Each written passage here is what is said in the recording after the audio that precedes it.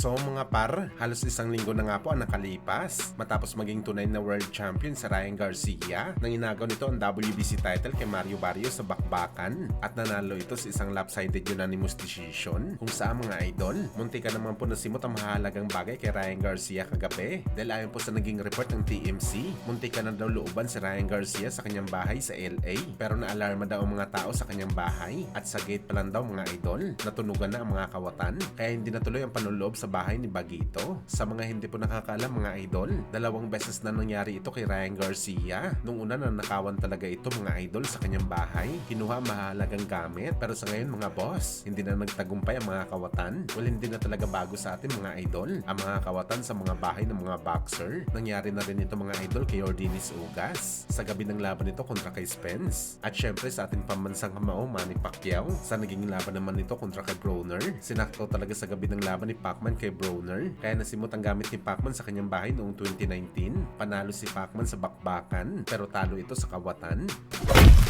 Samantala speaking kay Manny Pacquiao mga idol, prangka naman po na sinabi ng legendary boxer na si Roy Jones Jr. Ang reaksyon nito para sa rematch ni Manny Pacquiao kalaban sa Mayweather Jr. na mangyayari sa September. Ano yan ni Roy Jones mga boss? Manunood daw siya ng laban pero hindi na daw siya excited na mapanood ang laban ng dalawang legend. Masyadong huli na daw ang lahat mga idol. Ang laban daw ni Pacman at Floyd ang pinakasayang sa lahat ng laban dahil gusto daw ng lahat ng mga boxing fans, kabilang na si Roy Jones, na makita ang bugbugan ng dalawang legend sa nilang prime mismo pero hindi nangyari. Huli na daw ang lahat noong 2015. Dapat daw noong 2010 pa lang nangyari na ang bakbakan nila kung saan daw pinakamalakas si Pacman at Floyd pero hindi daw ibig sabihin nito mga idol. Sinisisi ni Jones si Manny Pacquiao. Kay Floyd daw lahat ng kasalanan bakit hindi natuloy. Naginarte daw kasi ito mga idol sa laban sa Pinoy. Si Pacman daw handa lumaban. Alam na daw nito ang ugali ni Pacman. Manalo matalo kahit sino ang kalaban. Papalag talaga yan. Kaya palagi sinasabi ni Roy Jones na hindi talaga ito believe kay Floyd dahil wala naman daw ito tinalo na malakas sa kanyang panahon. Puro daw lipas ang prime. Kaya sa laban daw ni Pacman at Floyd, alam na daw nito ang mangyayari. Pera-pera na lang daw sa bakbakan nila at hindi ito para sa legasiya o kahit anuman.